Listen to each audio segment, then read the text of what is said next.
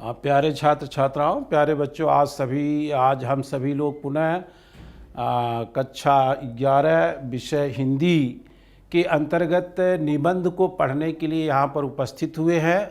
और जैसा कि आप जानते हैं कि हिंदी गद्य साहित्य की बहुत सारी प्रकीर्णिकाएँ हैं, विधाएँ हैं। हर विधाओं में आकर के हिंदी का लेखक अपनी लेखनी को चलाता है। उसी विधाओं के अंतर्गत यह हिंदी निबंध विधा का प्रस्तुत शीर्षक है। और इस निबंध के जो निबंधकार हैं वो श्याम सुंदर दास, डॉक्टर श्याम सुंदर दास जी हैं। डॉक्टर श्याम सुंदर दास के इस निबंध को पढ़ने से पूर्व एक हम लोग डॉक्टर श्याम सुंदर दास के जीवन परिचय, जीवन के कृतित्व और व्यक्तित्व पर एक सूक्ष्मतम प्रकाश डालेंगे और उनके बारे में जानने की सबसे पहले चेष्टा करेंगे। जैसा कि आप अपने पुस्तक में भी देखते हैं कि कोई भी पाठ, कोई भी निबंध, कोई भी कहानी पढ़ने से पहले, लिखने से पहले पुस्तक में उस शीर्षक से पहले उस कहानीकार का, उस निबंधकार का जीवन परिचय दिया जाता है। उसी कड़ी में हम लोग यहाँ पर इस निबंध के निबंधकार डॉक्टर श्याम सुंदर दास जी को जानने की चेष्टा करते हैं। आइए हम सभी लोग मिलकर के प्रयास करते हैं और कुछ जानने की चेष्टा करते हैं इस शीर्षक के बारे में, इस शीर्षक के लेखक के बारे में। जैसा कि आप देख रहे हैं कि जो हमारा शीर्षक है, जो हमारा पाठ है, उस पाठ का जो शीर्षक है, जो नाम है उसका भारतीय साहित्य की विशेषताएं। यह देखिए अपने आप में सभी पारिभाषिक शब्द हैं। भारतीय यानी भारत के अंदर के रहने वाले, भारत का जो भौगोलिक क्षेत्र है, भारत का जो एक सामाजिक क्षेत्र है, भारत का जो भूभाग है, उस भारत का जो कल्चर है, सभ्यता है, उसको हम भारतीय कहते हैं। और उस भारत में प्रयोग होने वाला जो साहित्य है, यहाँ पर साहित्य, हम चूँकि हिंदी साहित्य पढ़ रहे हैं इसलिए हम हिंदी साहित्य की चर्चा करेंगे। उस हिंदी साहित्य की क्या विशेषताएं हैं, अर्थात भारत के हिंदी साहित्य की क्या विशेषता है, यही शीर्षक बनाया है इस निबंध के निबंधकार डॉक्टर श्याम सुंदर दास जी ने। तो आप देखेंगे इस निबंध में कि भारतीय साहित्य की क्या क्या विशेषताएं हैं और इन विशेषताओं के कारण ही भारतीय साहित्य दुनिया के साहित्य में अपना एक महत्वपूर्ण स्थान प्राप्त किया है।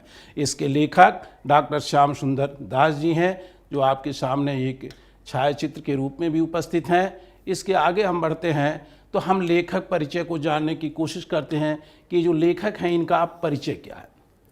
प्यारे बच्चों, छात्र एवं छात्राओं, यहाँ पर तो आपको एक सूक्ष्म रूप से प्रस्तुत किया गया है। विशेष रूप से संक्षेप में हम आपको बता देना चाहते हैं कि डॉक्टर श्याम सुंदर दास जी हिंदी साहित्य के वो देदीप्यमान नक्षत्र हैं जो महावीर प्रसाद द्विवेदी युग में चतुर्दिक अपना प्रकाश फैलाते हैं और द्विवेदी युग के एक प्रमुख लेखक के रूप में, प्रमुख निबंधकार के रूप में, प्रमुख रचनाकार के रूप में अपनी उपस्थिति हिंदी साहित्य में दर्ज करते हैं।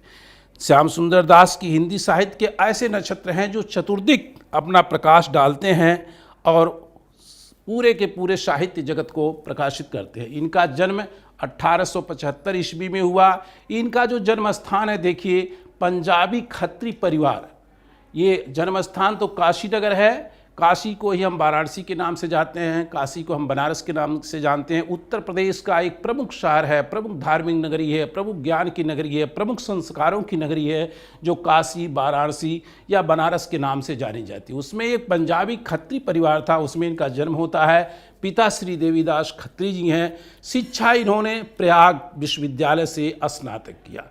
प्रयाग विश्वविद्यालय को ही वर्तमान में इलाहाबाद विश्वविद्यालय के नाम से जानते हैं, जो अब केंद्रीय विश्वविद्यालय है। और प्रयाग का पूर्व नाम इलाहाबाद था, उत्तर प्रदेश सरकार ने उसको प्रयाग नाम से संबोधित कर दिया है। इनकी जो कर्मस्थली रही, जब शिक्षा लिया मनुष्य, तो शिक्षा लेने के बाद कहीं न कहीं कर्म भी करता है। ये हमारा उत्तरदायित्व होता है जीवन का कि हम अपने जीवन को राष्ट्रहित में, समाज हित में अर्पित करें, कहीं न कहीं अपने जीवन से सत्कर्म करें।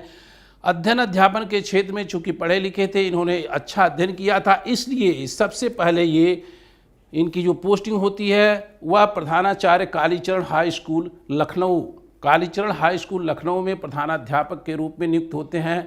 अंततः जब काशी हिंदू विश्वविद्यालय निर्मित हो जाता है तो वहाँ पर हिंदी विभाग के विभागाध्यक्ष के रूप में कार्य करने के लिए उपस्थित होते हैं। अर्थात काशी हिंदू विश्वविद्यालय में श्याम सुंदर दास जी को हिंदी विभागा अध्यक्ष के रूप में उत्तरदायित्व दिया जाता है, जिसको वो बड़ी ही शालीनता और गंभीरता के साथ, बुद्धिमत्ता के साथ उस विभाग को आगे बढ़ाते हैं। और काशी हिंदू विश्वविद्यालय, जो विश्व के सर्वोत्तम विश्वविद्यालयों में से एक विश्वविद्यालय उस समय था, वहाँ पर अपनी स्थिति को और अच्छे ढंग से स्पष्ट करते हुए हिंदी विभाग को पूरे विश्व के नक्षत्र पर ला करके उपस्थित करने का प्रयास करते हैं। इस प्रकार से 2 जगह इनकी उपस्थिति रही। विभागाध्यक्ष काशी हिंदू विश्वविद्यालय वाराणसी। कृतित्व में हिंदी साहित्य का इतिहास, इनकी जो रचनाएं हुई वो हिंदी साहित्य का इतिहास लिखा इन्होंने। आलोचना, रूपक, रहस्य, गोस्वामी तुलसीदास, भाषा रहस्य, भाषा विज्ञान, हिंदी भाषा का इतिहास, इन ग्रंथों पर इन्होंने अपनी रचना चलाई, अपनी लेखनी चलाई और ऐसे ग्रंथों को इन्होंने लिपिबद्ध किया जो हिंदी साहित्य में एक बहुत दूरगामी परिणाम लेकर के उपस्थित हुए। हिंदी साहित्य के लिए प्रकाश पुंज रूपी ये ग्रंथ हुए। संपादक के रूप में इन्होंने रामचरितमानस का संपादन किया, कबीर ग्रंथावली, पृथ्वीराज रासो, संक्षिप्त पद्मावत, मेघदूत और नागरी प्रचारणी पत्रिका। जैसा कि आप सभी लोग जानते हैं कि नागरी प्रचारणी पत्रिका, काशी के नागरी प्रचारणी से एक सरस्वती नाम की पत्रिका भी निकलती थी। वो सरस्वती पत्रिका का जब प्रथम प्रकाशन हुआ सन 1900 में, तो 1900 से लेकर के 1900, 1901, 1902 तक श्याम सुंदर दास जी ने उसका प्रकाशन किया, उसके संपादक रहे। 1903 में आचार्य महावीर प्रसाद द्विवेदी जी को सरस्वती पत्रिका के संपादक के रूप में नियुक्त कर दिया गया और वह उस पत्रिका को हिंदी जगत के लिए सर्वोत्तम पत्रिका के रूप में प्रतिस्थापित कर दिए। भाषा शैली, श्याम सुंदर दास जी की जो भाषा शैली है उसमें संस्कृत के तत्सम शब्दों का प्रयोग है, शुद्ध साहित्यिक शब्दों का प्रयोग है और परिष्कृत एवं परिमार्जित शब्दों से युक्त भाषा का इन्होंने प्रयोग किया। इसके ऊपर द्विवेदी जी का पूर्ण प्रभाव था। जैसा कि आप आचार्य महावीर प्रसाद द्विवेदी जी के बारे में जानते होंगे, तो आपको ये अवश्य ज्ञात होगा कि हिंदी भाषा को शुद्ध करने का जो सर्वोत्तम श्रेय है वो आचार्य महावीर प्रसाद द्विवेदी जी को है। चूँकि द्विवेदी जी व्याकरण के दृष्टि से बड़े ही उच्च कोटि के विद्वान थे, इसलिए भाषा की व्याकरणात्मक अशुद्धियों को निरंतर उन्होंने दूर किया और दूर करके लेखकों के लेख को, कविता को, कहानी को, निबंध को सरस्वती पत्रिका में छापते रहे, प्रकाशित करते रहे। और उनके सानिध्य में रह करके श्याम सुंदर दास जी ने रचना की, इसलिए उनकी रचना में भी परिष्कृत और परिमार्जित शब्दों का प्रयोग होता है। अंततः हम देखते हैं कि हिंदी जगत का ये दीप्यमान नक्षत्र जो हिंदी जगत में अपनी उपस्थिति से सर्वत्र चारों तरफ प्रकाश पुंज फैलाया और द्विवेदी युग के एक प्रमुख लेखक के रूप में अपनी उपस्थिति सुनिश्चित किए।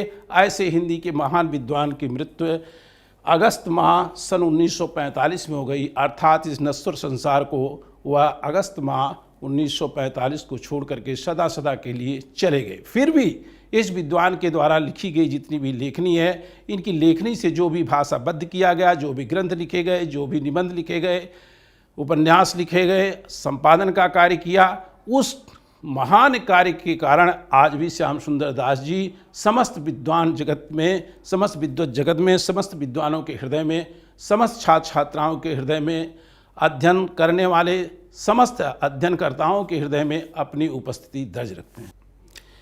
जब हम कोई भी निबंध पढ़ते हैं, कहानी पढ़ते हैं या लेख पढ़ते हैं, तो जो हमारे पाठ्य पुस्तक में जो हमको प्रश्न दिया जाता है, उस प्रश्न में 2 प्रकार के प्रश्न आते हैं। प्यारे बच्चों, या तो कह दिया जाता है कि प्रस्तुत गद्यांश का अनुवाद करिए, या कहा जाता है कि अधोलिखित गद्यांश की व्याख्या करिए। अर्थात या तो अनुवाद के रूप में या व्याख्या के रूप में, लेकिन उसके पहले जोड़ दिया जाता है कि संदर्भ प्रसंग इसको आप व्याख्यायित करिए।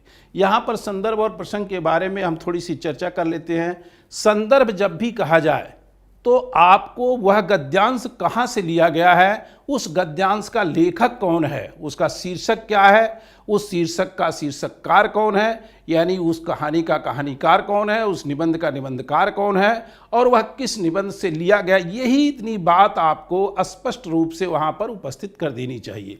यहाँ पर देखिए, प्रस्तुत व्याख्येय पंक्तियाँ, जो भी आपकी व्याख्या के लिए अगर कोई पंक्ति वहाँ पर आती है, प्रस्तुत व्याख्येय पंक्तियाँ भारतीय साहित्य की विशेषताएं, ये भारतीय साहित्य की विशेषताएं जो आपके इस निबंध का नाम है, जो आपका शीर्षक है, वो भारतीय साहित्य की विशेषताएं। अर्थात संदर्भ में सबसे पहले हमें ये उपस्थित करना होता है कि जो सामने हमारे प्रस्तुत पंक्ति है, अधोलिखित पंक्ति है, यह पंक्ति कहाँ से ली गई है। तो कहाँ से ली गई? भारतीय साहित्य की विशेषताएं नामक प्रसिद्ध निबंध से ली गई। आपको ये भी ध्यान देना चाहिए कि जो ये पंक्ति है, यह पंक्ति का जो शीर्षक है भारतीय साहित्य की विशेषताएं, यह निबंध है कि ये एकांकी है कि कहानी है, जो भी है उसका यहाँ उल्लेख करना चाहिए। अब चूंकि ये निबंध है तो हम निबंध लिख रहे हैं, रिपोर्टाज होता तो हम रिपोर्टाज लिखते, कहानी होता तो हम कहानी लिखते। इसको नामक प्रसिद्ध निबंध से ली गई है। इसके लेखक यहाँ देखिए, हम जो अभी चर्चा आपसे कर रहे थे, ये अपने आप में बहुत महत्वपूर्ण है। हिंदी साहित्य के इतिहास को जब पलटने की कोई भी छात्र या अध्यापक अध्ययन करता, यहाँ पर कोशिश करता है, तो द्विवेदी युग एक तरह से स्वर्णिम युग के रूप में उसके सामने उपस्थित होता है। क्योंकि आचार्य महावीर प्रसाद द्विवेदी जी ही एक ऐसे हिंदी साहित्य के विद्वान हुए, देदीप्यमान नक्षत्र हुए, जिन्होंने ग्रामर की दृष्टि से, व्याकरण की दृष्टि से हिंदी भाषा को बिल्कुल शुद्ध कर दिया, परिष्कृत कर दिया, परिमार्जित कर दिया, परिशोधन कर दिया। व्याकरण कुछ नहीं क्या करता है, व्याकरण को जो परिभाषित किया गया है, तो देखिए कहा गया है कि व्याक्रियन्ते व्युत्पद्यन्ते इति व्याकरण है, कि जो विशेष रूप से बड़ी शुद्धता के साथ, बड़ी सूक्ष्मता के साथ शब्दों का निर्माण करता है, स्पष्टता के साथ शब्दों का निर्माण करता है, उसे हम व्याकरण कहते हैं। जैसे घर में हम चाय बनाते हैं तो चाय में हम बहुत सारा मटेरियल डालते हैं, लेकिन जब हम चाय को छानते हैं तो उसके लिए एक छन्नी का हम प्रयोग करते हैं, और जब छन्नी पर चाय को डालते हैं तो जो शुद्ध चाय पीने की होती है वो नीचे चली आती है, बाकी रॉ मटेरियल उसका अलग हो जाता है। ठीक उसी प्रकार से व्याकरण है, व्याकरण में जब भाषा को डाला जाता है तो भाषा पूरी तरह से शुद्ध हो जाती है, और वह कार्य द्विवेदी युग में आचार्य महावीर प्रसाद द्विवेदी जी ने किया। इसीलिए द्विवेदी युग की यहाँ पर चर्चा हो रही है कि द्विवेदी युग के प्रसिद्ध निबंधकार डॉक्टर श्याम सुंदर दास जी हैं। बस संदर्भ में आपको इतनी बात रखनी है।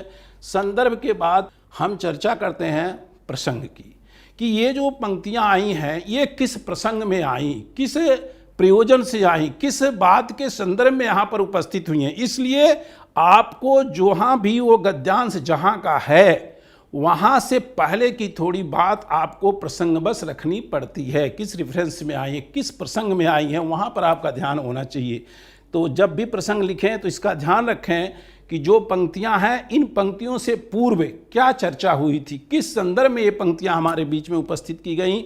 उसी क्रम में आप देखिए कि भारतीय साहित्य की विशेषता, ये निबंधकार ने भारतीय साहित्य की प्रमुखता, उसकी समन्वयवादी भाव को, इस हिंदी के निबंध को पढ़ने से जो हम मुख्य रूप से वो देखते हैं कि भारतीय साहित्य की क्या विशेषता है।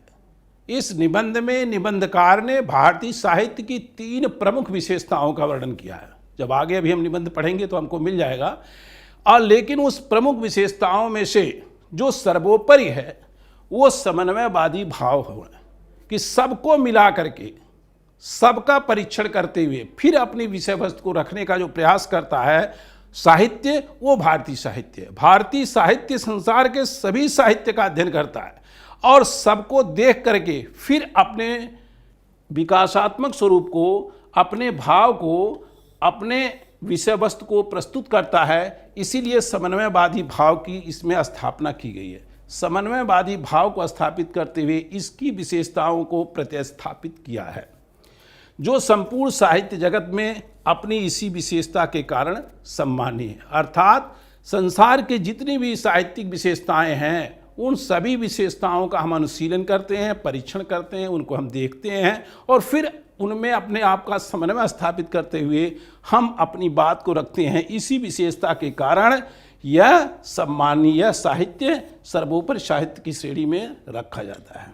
अब इस विषय के कुछ काठिन्य निवारण, कुछ कठिन शब्द हैं जिसको यहाँ पर लिख दिया गया है। देखिए, जैसे आश्रम चतुष्ट, 4 आश्रम जो ब्रह्मचर्य, गृहस्थ, वानप्रस्थ तथा संन्यास हैं, विभिन्न कलाएं, वास्तुकला, मूर्तिकला, संगीत कला आदि। विजयी का मतलब विगोई, एकेश्वरवाद, ईश्वर एक है, ब्रह्मवाद, ब्रह्म की सत्ता स्वीकार करने वाला, ऋचा ऋग्वेद के मंत्र, पूत पवित्र, ऐहिक लौकिक या सांसारिक, वसंत श्री बसंत की शोभा, परोहन अप्रत्यक्ष संश्लिष्ट, परोक्ष अप्रत्यक्ष संश्लिष्ट संप्रेषण किया हुआ, पिंगल छंद शास्त्र, कुर्षित मलिन, उद्रेक, अभिव्यक्ति प्रमुखता। इस प्रकार से इस पाठ के अंतर्गत जो काठिन्य निवारण है वो आपके सामने उपस्थित किया गया। इसी कड़ी में कुछ टॉपिक हैं जिस टॉपिक पर आकर के हम इस पाठ का प्रस्तुतिकरण करने का आपके सामने प्रयास करते हैं। इन्हीं बिंदुओं में हम इस निबंध के ऊपर परिचर्चा करेंगे। तो देखेंगे बच्चे कि भारतीय साहित्य से क्या आशय है, साहित्य में समन्वय से क्या अभिप्राय है, साहित्य में धर्म की क्या महत्ता है, प्रस्तुत निबंध में जीवन के सभी क्षेत्रों से किसका महत्व प्रतिपादित किया गया है, दार्शनिकों व वैज्ञानिकों के दृष्टिकोण से प्रकृति का स्वरूप क्या है। ये कुछ विषय सूची है, जिस विषय सूची के आधार पर ही इस निबंध को पढ़ने और पढ़ाने की चेष्टा हम लोग करते हैं, इसको समझने और समझाने की चेष्टा करते हैं। आइए अब हम निबंध के मूल लेख पर चलते हैं, जहाँ से हम निबंध को शुरू करते हैं। देखिए, डॉक्टर श्याम सुंदर दास ने हिंदी निबंध के गहन गंभीर विवेचन से पूरी साहित्य सृजन को एक नवीन दिशा प्रदान की है। सबसे पहले यही स्पष्ट हो गया कि हिंदी निबंध के गंभीर विवेचन से पूरी साहित्य सृजन को एक नवीन दिशा प्रदान की है। एक नई सोच के साथ, एक नए विश्वास के साथ, एक नए विचार को लेकर के श्याम सुंदर दास जी हमारे बीच में उपस्थित हुए।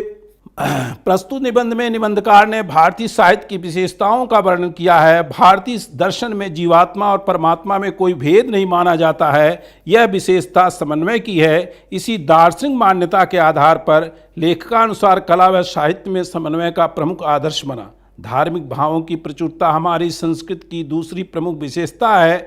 इस विशेषता के कारण लौकिक जीवन की अनेक रूपता प्रदर्शित न हो सकी। इनके अतिरिक्त देश की जलवायु और भौगोलिक स्थिति का भी साहित्य पर प्रभाव पड़ता है। लेखक ने जातिगत एवं देशगत विशेषताओं का प्रभाव साहित्य के भाव पक्ष और कला पक्ष पर स्पष्ट किया है।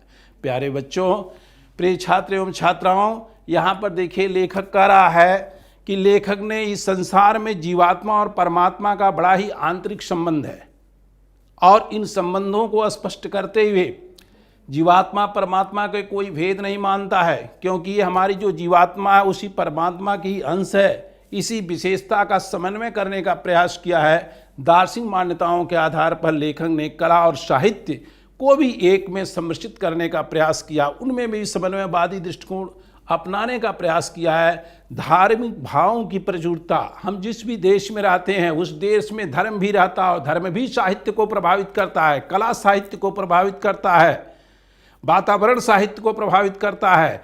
तो इन समस्त विषय वस्तुओं को लेकर के सब में एक समन्वय बनाते हुए अपनी लेखनी चलाने का प्रयास डॉक्टर श्याम सुंदर दास जी ने किया है। इनके अतिरिक्त देश की जलवायु और भौगोलिक स्थिति का भी साहित्य पर प्रभाव पड़ता है, जिसको लिख रहे हैं। लेखक ने जातिगत और देशगत विशेषताओं का प्रभाव साहित्य के भाव पक्ष और कला पक्ष पर स्पष्ट किया। देश के जो भावगत विशेषताएं होती हैं, देश की जो जातिगत विशेषताएं होती हैं, देश की जो धार्मिक विशेषताएं होती हैं, देश की जो जलवायु होती है, देश का जो वातावरण होता है, वो सब का सब साहित्य को प्रभावित करता ही करता है। ये हमको जानकारी होनी चाहिए, क्योंकि साहित्य क्या है? साहित्य समाज का दर्पण है। तत्कालीन साहित्य से हम तत्कालीन समाज का ज्ञान प्राप्त कर लेते हैं। समस्त भारतीय साहित्य की सबसे बड़ी विशेषता उसके मूल में स्थित समन्वय की भावना है। समस्त भारतीय साहित्य की, अभी आपने देखा था शीर्षक आपका क्या था? भारतीय साहित्य की विशेषताएं। और ये कह रहे हैं कि समस्त भारतीय साहित्य की जो सबसे बड़ी विशेषता है वो उसकी समन्वयवादी भावना है। उसकी यह विशेषता इतनी प्रमुख तथा मार्मिक है कि केवल इसी के बल पर संसार के अन्य साहित्यों के सामने वह अपनी मौलिकता की पताका फहरा सकता है। ये विशेषता इतनी बड़ी विशेषता है, किसी विशेषता के आधार पर बच्चों वो संसार में अपने विजय का पताका, विजय का ध्वज, विजय का केतु फहरा सकता है। वह अपने स्वतंत्र अस्तित्व की सार्थकता प्रमाणित कर सकता है। जिस प्रकार धार्मिक क्षेत्र में भारत के ज्ञान, भक्ति, कर्म के समन्वय की प्रसिद्धि, यहाँ पर देखिए जिस प्रकार से धार्मिक क्षेत्र में भारत के ज्ञान, भक्ति और कर्म की समन्वय प्रसिद्धि है, ये भगवत गीता कहती है। गीता में ज्ञान, कर्म और भक्ति तीनों ही विषय वस्तु को प्रतिस्थापित किया गया, उपस्थित किया गया, संदर्भित किया गया है। यही भाव साहित्य में भी है कि धार्मिक क्षेत्र में भारत के ज्ञान, भक्ति और कर्म के समन्वय की प्रसिद्धि है कि ज्ञान भी हमारे लिए आवश्यक है, भक्ति भी हमारे लिए आवश्यक है और कर्म भी हमारे लिए आवश्यक है। इन तीनों का जब जीवन में समन्वय होता है तभी किसी व्यक्ति का, किसी समाज का, किसी राष्ट्र का पूर्णतया विकास होता है। तथा जिस प्रकार वर्ण और आश्रम चतुष्टय के निरूपण में जिस प्रकार से वर्ण व्यवस्था की गई वैदिक काल से लेकर के आज तक, जिस प्रकार से मानव जीवन को आश्रम व्यवस्था में बांट दिया गया कि ब्रह्मचर्य, गृहस्थ, वानप्रस्थ, संन्यास, इस प्रकार से जो चतुर्वर्ण व्यवस्था हमारी की गई है, आश्रम चतुष्टय के निरूपण द्वारा देश में सामाजिक समन्वय का सफल प्रयास हुआ है। ये जो वर्ण व्यवस्था है, जो आश्रम चतुष्टय हैं, जो ज्ञान, भक्ति, कर्म का योग है, समन्वय है, ये क्या है? ये भारतीय समाज को, भारत देश को ऊपर उठाने के ये सब तरीके हैं, ऊपर उठाने के प्रयास हैं, मानव जीवन को उन्नति की तरफ ले जाने का एक सतत साधना है। ठीक उसी प्रकार साहित्य तथा ज्ञान कलाओं में भी भारतीय प्रवृत्ति समन्वय की ओर रही है। जैसे यहाँ पर समन्वय स्थापित किया गया है, ठीक उसी प्रकार से भारतीय साहित्य में भी समन्वय को स्थापित करने का प्रयास किया गया है। तात्पर्य साहित्य में प्रदर्शित सुख दुख, साहित्य में सुख दुख का प्रदर्शन हो, उत्थान पतन हो, हर्ष और विषाद हो, विरोध तथा विपरीत होने से भी साहित्य के किसी अंग को लेकर देखिए, सर्वत्र यही समन्वय दिखाई देगा। भारतीय नाटकों में ही सुख और दुख के प्रबल घात प्रतिघात दिखाए गए हैं, पर सबका अवसान आनंद में किया गया। भारतीय नाटक का जब हम दर्शन करते हैं, लोकमंच का दर्शन करते हैं, रंगमंच का दर्शन करते हैं, कितना भी उसमें दुख का वातावरण क्यों न हो, लेकिन अंत में भारतीय नाटक हमेशा सुखांत ही होता है। अंत में उस नाटक का सुखांत स्वरूप हो देखने को मिलता है। जैसे एक राजा हरिश्चंद्र का आप नाटक का देख लीजिए। राजा हरिश्चंद्र काशी में बिक जाते हैं, पत्नी और बेटा कहीं चले जाते हैं, अपने कहीं चले जाते हैं, इसको आप जानते होंगे। एक समय ऐसा भी आता है कि जब उनके पुत्र की मृत्यु हो जाती है, उनकी पत्नी शमशान घाट पर, जिसके वो रखवाले हैं, वहाँ लेकर के आती है और अपनी पत्नी से भी वो टैक्स मांगते हैं, उसके लिए अपना आंचल फाड़ करके देती है। तभी वहाँ पर एक ईश्वरीय दर्शन होता है और उस समस्त विघ्न बाधाएँ समाप्त हो जाती हैं। राजा हरिश्चंद्र और उनका पुत्र रोहित और रानी उनकी तारा, ये तीनों के तीनों आपस में मिल जाते हैं और अंत जो नाटक का होता है वह सुखांत हो जाता है। यही भारतीय साहित्य की विशेषता है कि बीच में हर्ष, विषाद, सुख, दुख, अन्य अनेकानेक परिस्थितियां आती हैं, लेकिन अंत जो होता है वह सुखांत हो जाता है। भारतीयों की घात प्रतिघात दिखाए गए हैं, पर सबका अवसान आनंद में ही किया गया। इसका प्रधान कारण यह है कि भारतीयों का ध्येय सदा से जीवन का आदर्श स्वरूप उपस्थित करके उसका उत्कर्ष बढ़ाने और उसे उन्नत बनाने का ही रहा है। ये हमारे लिए, सबके लिए यह एक बड़ा ही महत्वपूर्ण लाइन है कि भारतीयों का ध्येय सदा से जीवन का आदर्श स्वरूप, हम जीवन के आइडियल आदर्शात्मक स्वरूप को जीना चाहते हैं और वही समाज के सामने हम उस आदर्श स्वरूप को ही उपस्थित करके उसका उत्कर्ष बढ़ाने और उन्नत बनाने के लिए ही कार्य करते हैं। वर्तमान स्थिति से उसका इतना संबंध नहीं है जितना भविष्य की संभाव्य उन्नति से, और हम ऐसा इसलिए करते हैं क्योंकि इन्हीं पद चिन्हों पर चल करके हमारे देश का नौजवान, हमारे देश के बच्चे, हमारे देश के नौनिहालों का जो भविष्य होगा वो उन्नतिमय होगा। हमारे यहाँ पाश्चात्य प्रणाली के दुखांत नाटक इसलिए नहीं दिख पड़ते। यदि आजकल 2-4 नाटक ऐसे देख भी पड़ने लगे हैं तो ये भारतीय आदर्श से दूर और पाश्चात्य आदर्श के अनुकरण मात्र हैं।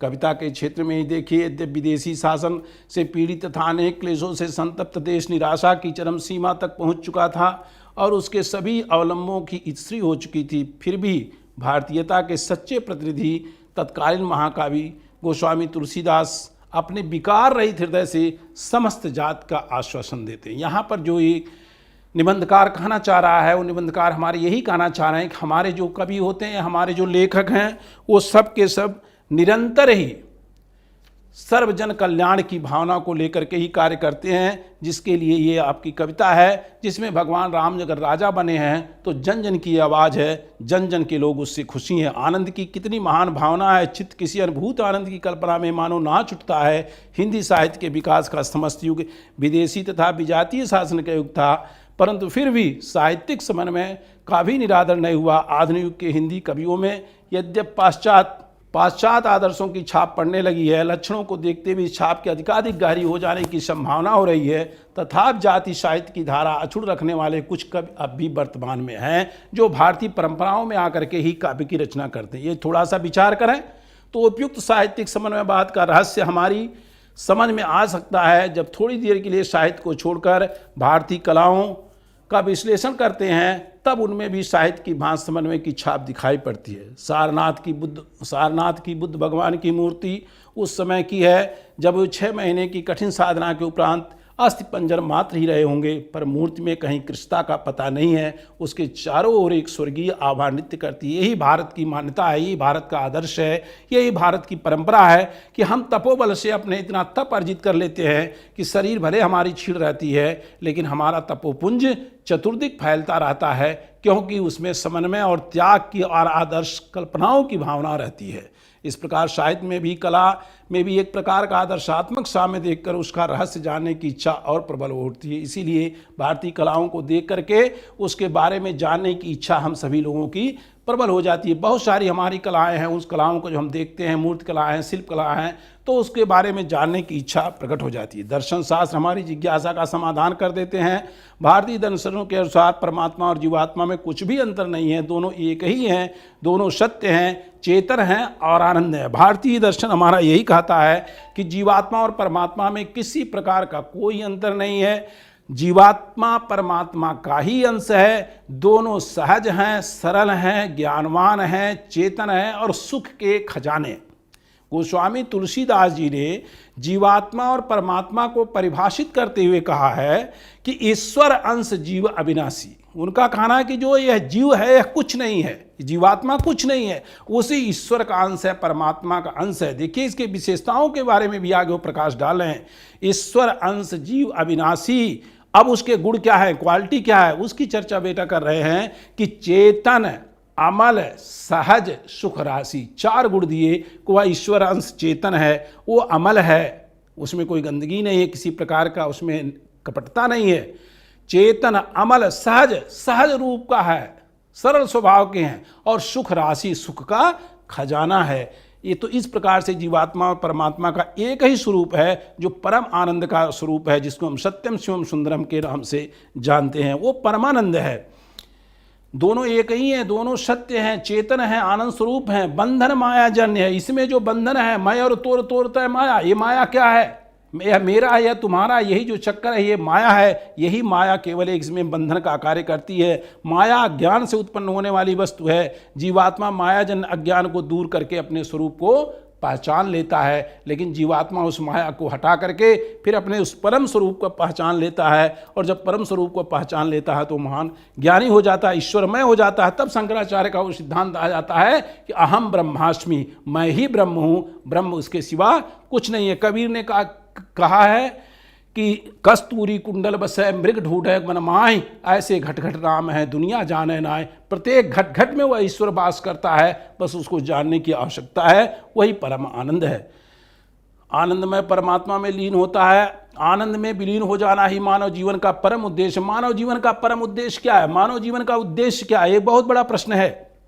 जीवन भर के लिए बच्चे जान लो कि मानव जीवन का जो हमारे उद्देश्य है वो यही है, उस परमात्मा को प्राप्त कर लेना, आनंदमय अवस्था को प्राप्त कर लेना। और जब आनंदमय अवस्था की तरफ चलेंगे तो निश्चित रूप से ज्ञान, भक्ति और कर्म तीनों का हमारा समन्वय हो जाएगा। और जब मेरा कल्याण होगा तो परिवार का होगा, परिवार से समाज का होगा, समाज से राष्ट्र का होगा, राष्ट्र से उस पूरे साहित्य का हो जाएगा। जब हम इस दार्शनिक सिद्धांत का ध्यान रखते हुए उपयुक्त समन्वय पर विचार करते हैं, तब सारा रहस्य हमारी समझ में आ जाता है। तब इस विषय में और कुछ कहने सुनने की आवश्यकता नहीं है। यहाँ तक बच्चों इसको स्पष्ट किया गया कि जब यहाँ तक हम पहुँच जाते हैं, सम्य समन्वय की भावना देख लेते हैं, हर कण कण में उसी ईश्वर को देख लेते हैं, सर्वत्र समन्वय हो जाता है, फिर कहीं कुछ कहने सुनने की हमको आवश्यकता नहीं रह जाती है। तब वो तुलसीदास की लाइन आ जाती है कि सिय राम मैं सब जग जानी, करऊँ प्रणाम जोर जुग पाने, कि मैं तो सीता और राम के रूप में पूरे संसार को ही देख रहा हूँ, इसलिए मैं सबको प्रणाम कर रहा हूँ। सब में वह ईश्वर अंश देख करके समन्वय की स्थापना कर देते हैं। यही समन्वय का जो भाव है वो हिंदी साहित्य का सर्वोपरि भाव है, सर्वोपरि विशेषता है। यहाँ तक जो हम गद्यांश पढ़ाए आज आपको, इस गद्यांश को लेकर के देखिए, इस पाठ से संबंधित कुछ प्रश्न हैं जिसका आप अभ्यास करेंगे। इन प्रश्नों के ऊपर आप अपने उत्तर को लिखेंगे, अपना नोटबुक बनाएंगे कि भारतीय साहित्य की विशेषताएं में लेखक ने साहित्य के किस प्रमुख विशेषता का वर्णन किया है। अभी अभी इस पर परिचर्चा की गई, आप पढ़ेंगे तो निश्चित रूप से इसके प्रश्न का उत्तर पा जाएंगे। धर्म की शक्ति क्या है, धर्म में कितनी शक्ति है, ये भी आपको बता दिया गया है। और साहित्य में रहस्यवाद का क्या अभिप्राय होगा, हमारे साहित्य की देशगत विशेषताएं क्या होंगी, ये इन प्रश्नों के उत्तर हैं जो अभी आगे भी आपको अन्य उसमें मिलेंगे, खंड में प्राप्त होंगे। तो मैं समझ रहा हूँ कि आज का जो हम लोगों का पाठ रहा, जिस पाठ में हम लोगों ने सबसे पहले श्याम सुंदर दास जी को जाना, लेखक को जाना, निबंधकार को जाना, और इस निबंध की जो प्रमुख विशेषता थी उसके 2 गद्यांशों को पढ़ा। अग्रिम क्लास में हम शेष गद्यांशों को पुनः पढ़ेंगे। तब तक के लिए धन्यवाद।